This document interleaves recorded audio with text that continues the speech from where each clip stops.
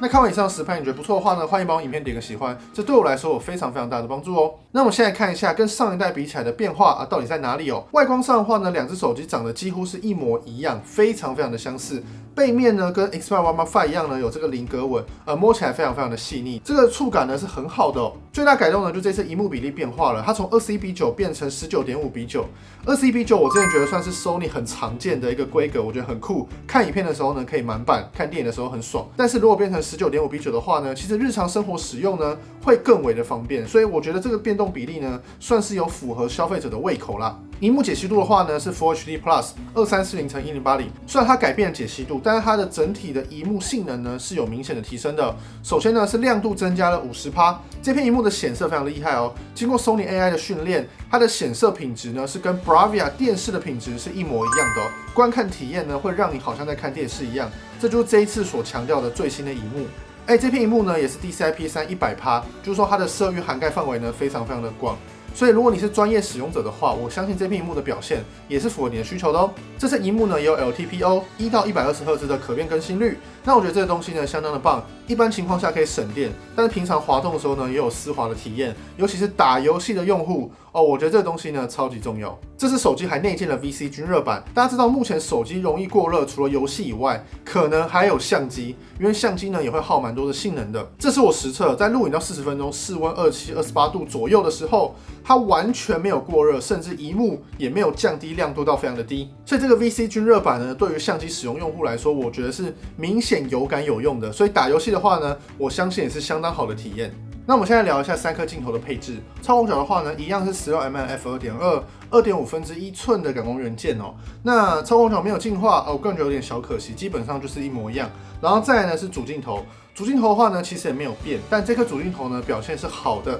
它感光元件呢是 Exmor T 双层式感光元件，这个我相信在今年来说的话，很多手机都是这种类型的感光元件。它是5200万画素，然后我们拍4:3的时候呢是4800万画素。然后这一次呢，在这个主镜头也有变化，在2倍的时候呢，我们可以做到无损变焦，也就是阵列转换啦。2倍的话呢，画质体验呢也是很好的，所以我们可以知道说，就是20mm跟48mm呢都是良好的画质。大家要用的话呢，就是直接按2倍。它也直接在内建的选单给你2倍这个选项咯。最大的重点就是说，这颗主镜头呢可以拍摄4800万画素咯，就是完全的解放模式，就是阵列转换在20mm 的时候做这个动作。那我个人觉得这个点非常的棒，而且 Sony 的4800万画素的阵列转换跟其他手机有一点小小的不一样，就是说它是一个特定的模式，然后它开下去之后呢，你不管是白天还是夜晚，它都会启动阵列转换来达到更好的画质。而且我实测结果呢 ，Sony 的转换效果是很好的。整体解像力呢有明显的提升，而且在夜晚的时候呢也没有什么奇怪的位色出现，所以这一点呢我很喜欢，因为很多手机在夜晚的时候呢是没有办法开启4800万画素的，所以如果你今天看到一个非常美好的风景的话，白天跟晚上呢你都要开启这个4800万画素，可以得到非常好的画质体验哦。最重要的来了，就这次的望远镜头，它提升了距离，它之前是85125，它这次呢提升到了85170，也就是2倍光学变焦左右。那它的光圈值呢是 f2.3 到 3.5， 其实这点让我蛮意外的，因为一开始我会想说它变焦距离变得这么多，那光圈可能会更小，但它其实在85到120之间呢也是一样 2.3 到 2.8。那它的170呢，就是说它只慢慢缩到 3.5， 所以相对来说呢，它的镜头的光圈是比我想象的还要大，因为它在维持这么小体积的情况下，把焦段做得更远，镜头光圈却没有比较大幅度的缩小，这点呢让我还蛮喜欢的。虽然它的感光元件呢还是维持在3.5寸，然后1200万画素，但我自己实拍起来，我觉得它的体验呢是有蛮明显的提升的。那所谓的连续光学变焦，最大的重点就是说，它在85到170这个区间哦，你不管怎么变焦，你可以变到90、100、120。之类的，你都不会有任何画质减损，因为这是一颗光学变焦镜头，你永远都会得到说这片感光元件应得的画质，所以这一点呢，就是 Sony 所强调的，让你在变焦的时候呢，不会有任何画质减损的感觉。那本片最大的重点来了，就是这颗镜头更超乎我的想象，它支援了一个功能叫做长焦微距。之前我在影片中强调过很多次，手机刚开始出微距的时候呢是在超广角，但是我们一般专业的情况下在拍微距的时候呢，通常都是长焦，所以长焦微距呢才是真正好用的微距。而这一次的这颗镜头呢超级夸张，你开启它的所谓的长焦微距的模式的时候呢，它会变成120mm。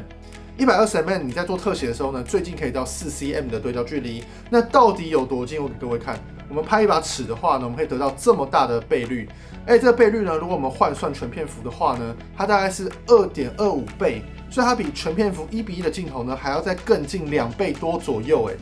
这个微距效果呢，超级强悍。大家看以下这些实拍，都是使用这颗镜头所拍摄跟录制下来的。这个对焦距离呢，很像你拿那种小显微镜在观看东西，超级厉害。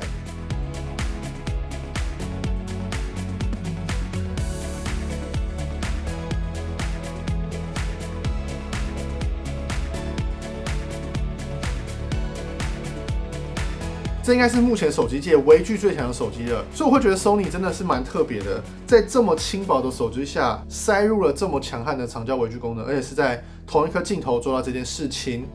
我会觉得 Sony 的硬体跟镜头设计功力呢真的是很深厚。那这个模式进去之后呢，只能手动对焦，虽然小小的可惜，但是我们仔细看它那个镜组的变化，它应该是有特别改变镜组才达到这么近的对焦距离，所以可能不能自动对焦呢，也算是合理范围。但是我们在对这么近的东西的时候呢，确实手动对焦一定会比自动对焦呢还要更为的精准，所以我觉得这一点呢不太算是缺点。但就是如果你要使用的话呢，记得开启它的峰值，在你在对焦的时候呢，会更为的准确哦。那我们接下来说一下微距的使用技巧。这只手机的微距呢有一个小缺点，就是说它是一个固定模式，它里面只有自动模式，所以你没办法手动去调整快门之类的，你只能手动对焦。那这个情况下就会发生有时候快门比较慢，那就会糊掉。那这个东西要怎么避免呢？就是说其实因为它的微距模式呢，还是可以录制 4K 120或 4K 60。你可以用录影的模式再去做截图，其实效果呢还是很好，因为录 4K 下去呢还是有800万画素，它原本呢也才1200万画素，所以画质体验呢其实不会有什么太大的下降。再加上这个微距模式呢也不能拍摄 RAW， 所以你用截图跟你用拍照得到动态范围呢其实差异不会到非常的大，所以我就会强烈建议各位，这个微距的东西呢真的是不好拍，因为真的很近。很近的情况下，你用录影的时候呢，反而你可以想象成它就是在做120张连拍，或是60张连拍，所以你非常容易得到更好的瞬间。另外就是说，因为微距你会靠很近，所以这个时候进光量就很重要。我强烈建议你们可以用光去打，如果你要拍一些很近的东西的话呢，一定要用强光去打，打得够亮，拍起来微距的效果呢会更好哦。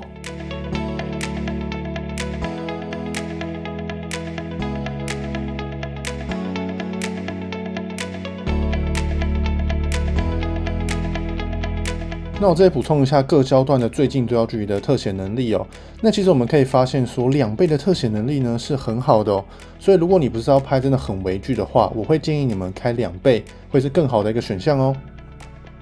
那我们接下来呢来看一下人像模式，它跟上一代比起来的进步幅度呢非常的大，整个散景运算的感受还有抠边的感受呢都更为的自然好看，所以我个人觉得这只手机拍人像也是很 OK 的。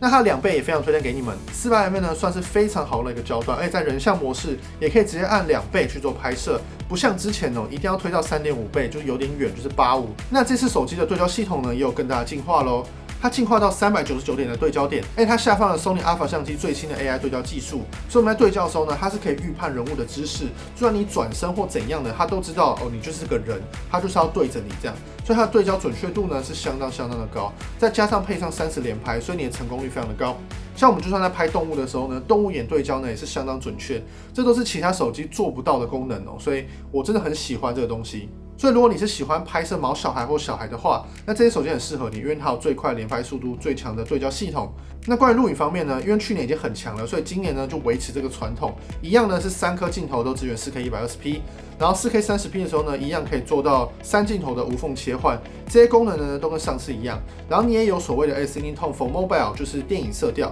在里面，所以你也可以这样去做调控。然后之前的那些 Vlog 配件呢也都适用。那 Sony 手机录影最大的重点就是说，它录起来的效果跟相机是非常的像。那我们现在呢就直接切换给各位看。那现在的画面呢，就是我使用 Xperia One Mark 6所拍摄的画面，大家可以看一下手机录制的效果跟相机的差别在哪，然后整体的画质体验有什么不一样的地方。然后这只手机最大的重点就是说，它在这个时候呢也有人眼对焦，所以如果你是喜欢拍 Vlog 的人的话，你配上这个配件，再做自拍动作，可以得到最好的画质，然后又可以监看你的画面，然后又有最好的对焦系统。所以以手机的专业录影来说，我会觉得 Sony 手机真的很棒。所以它的画面呢，有时候跟相机混剪是看不太出差别的哦。而且它一样呢有 Type C 的内录功能，所以如果你的相机没有带到记忆卡的话，你也可以利用这个内录功能，又或是类似截取卡的功能，非常的方便。这一次呢 ，Sony 把它的 App 整合成一个，那我觉得这件事情呢是好事，因为之前呢分了好几个 App， 而且它的模式切换呢也是左右这样切换。你跟一般模式呢在中间，你要切到专业模式呢就往左滑到专业，然后你一样呢有类似 Alpha 选单的功能，你可以按 FN 键叫出来，然后就可以改你的连拍，改你要不要拍 RAW 什么的，这些东西呢都跟之前一样，当然就全部整合在一个 App 咯。那我会建议大家可以常常使用它内建跟 Alpha 相机一样的色调，就是它的创意外观，这几个色调呢非常的好看。那我个人呢比较偏好就是它的电影色调 FL， 那这个色调拍起来呢就特别的味道，所以如果你们想要直出好看一点的话呢，就可以往这边去做选择哦。那现在到了结论时间了，我这边分析给各位听说这只手机的优缺点到底在哪里。那我个人觉得它最厉害的优点呢，就是它的长焦微距真的超级强。如果你有这个特别的需求，你特别喜欢特写小东西的话，像我特写这个冰晶在结晶的过程，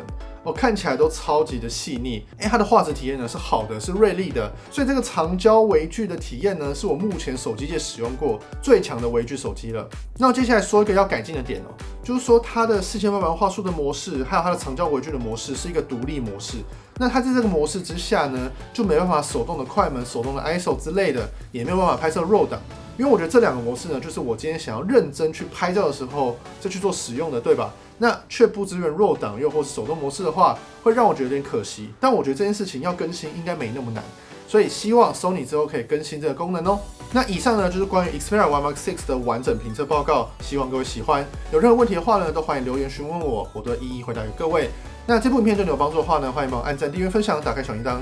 我是兴趣男的摄影师 Enzo，谢谢各位，拜拜。